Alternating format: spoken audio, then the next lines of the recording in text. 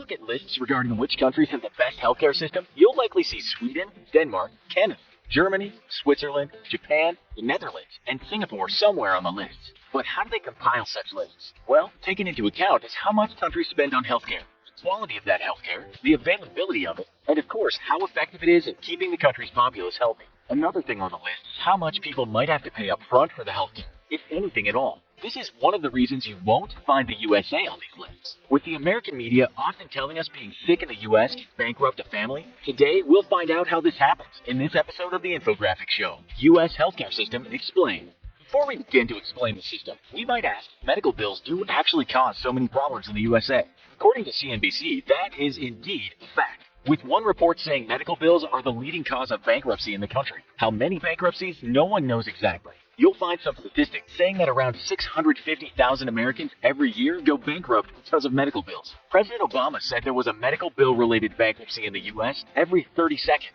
but that was way back in 2009.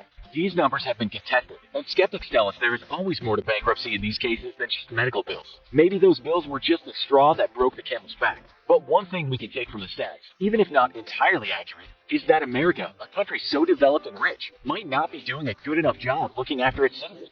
The website The Balance wrote a very balanced article on this topic. It came to the conclusion that one must save in America, as sickness or accidents can lead to astronomical bills. The advice it gives? Save for a rainy day in a hospital bed, and live a life in line with not getting an ailment often unavoidable, such as diabetes. Shouldn't the developed nation have safety nets in place, though? That's a question many Americans ask. How many Danes go bankrupt because they were unfortunate enough to be hit by a bus? We might recall the recent video that went viral of a woman who had her leg trapped by a subway train in Boston. "Don't call an ambulance," she cried as shocked bystanders witnessed her bone coming through her leg. "Why?" they asked. She replied, "Do you know how much an ambulance costs?" So what's going on? The Department for Professional Employees tells us this. The American healthcare system is unique, at least for an advanced nation. That's mainly because the USA is the only industrialized nation without universal healthcare coverage. That doesn't mean it doesn't spend a lot on healthcare. In fact, it spends a lot. Hell of a lot. About 17.9% of the GDP in 2016, or $3.3 trillion.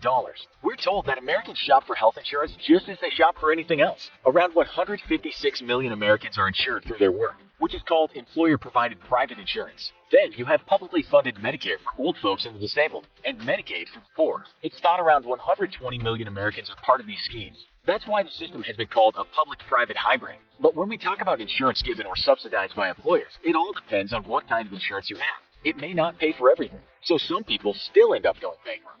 Then you have the Affordable Health Care Act, or ACA, aka Obamacare, which attempted to make it easier for employers to give better health insurance plans for their workers. It also made it possible to give the maximum time limit for short-term insurance plans, and make it possible for employers to give their workers pre-tax cash to buy their own coverage. As we said though, insurance providers don't always give you exactly what you want. They usually have a network of doctors or hospitals, and you must use them. And in some cases, you are not always covered for the treatment you need. In the past, some people with pre-existing conditions couldn't afford their insurance, or were even denied it, which is just a part of cutthroat capitalism. Obamacare was put in place to prevent this. But let's go back to insurance. When you choose a plan, you must look at these things: deductibles, co-payments, co-insurance, and premiums. The package you buy, according to these things, might save or break you. Premiums are what you pay even if you don't make a claim. These can be very high. Co-insurance is a percentage of the cost you pay. A deductible is what you pay before insurance pays for anything, which can be as much as $10,000.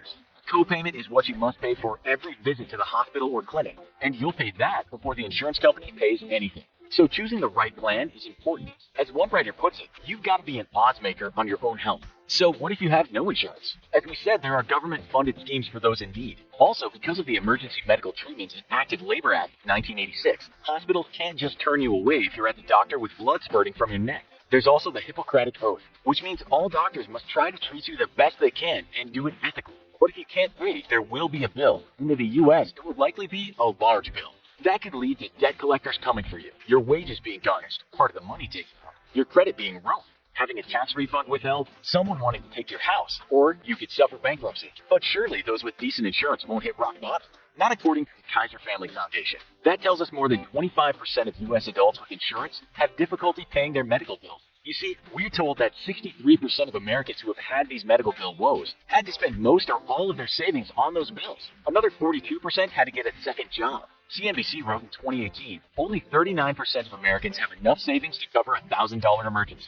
Experts tell us Americans should downgrade their lifestyle in case they get sick, even if they have insurance, as going bankrupt could mean you might not get a loan again, or be able to rent a house, or even get a job. Sure, poor and needy might get government help, but those that fall somewhere in the not poor but far from being comfortable category are often those who have to risk average insurance and the possibility of getting sick ruining your life. Another thing we're told is that 1 in 10 Americans delay getting treated because they're worried about the cost. That's what you might call a vicious cycle. Just waiting to just make things worse. Some folks can't even afford the deductible, even when it's just $500. The bills themselves may often surprise those that got treated. According to a story in The Atlantic in 2014, one man had a herniated disc surgery in America. He made sure he had enough cash for the surgery. As the article said, $56,000 in hospital charge, the $4,300 anesthesiologist bill, and the $133,000 fee for the orthopedist. But there was an extra $117,000 for an assistant surgeon that it turned out. One would think at these prices you could walk out of the hospital not only fixed, but in a Hugo Boss suit with the keys to a new car and 2 tickets to the next World Cup final. But no, you get fixed and leave with only a big bill. This is mainly because of administrative costs, the sometimes ridiculous cost of drugs, the fact that you pay for the possibility of doctors being sued, paying healthcare workers wages, new technologies, and medical institutions just charging you what they want. We're told by Reader's Digest that some hospitals charge $8 for a mucus recovery system. They're usually called tissues. An investigation revealed one patient was charged $53 per pair of non-sterile rubber gloves. Sterile gloves were more. Total cost for the stay, just in gloves, was $5,141. That plastic cup they use to hand you your drugs, $10. With an average of $440 in cups for a patient stay in the hospital. Alcohol swabs, of which you may need many, $23 a time. One person was charged $137 for an IV bin. The cost of that paid, $1. This is mostly due to something called the Charge Master, which allows hospitals to charge out-of-this-world prices. These codex of costs are hospital-specific, meaning each hospital makes up its own prices. Some critics have called such costs fiction and are critical of the lack of transparency hospitals provide about this hidden menu. The loser, of course, is the consumer, whose life may depend on that 5-star menu. Fox reports that one woman who hit her head and went to the ER left with only an ice pack and a bandage. Her bill? $5,751. Her insurance paid $862, and she had to pay $4,989. Okay, she paid for assistance and expert evaluation, but come on. In fact, most drugs or treatments will cost Americans much more than citizens of other countries. In fact, the Washington Post tells us America has the most expensive but least effective healthcare in the developed world. Now you might see why people in the U.S. are going bankrupt, and why the country is not on any best healthcare list.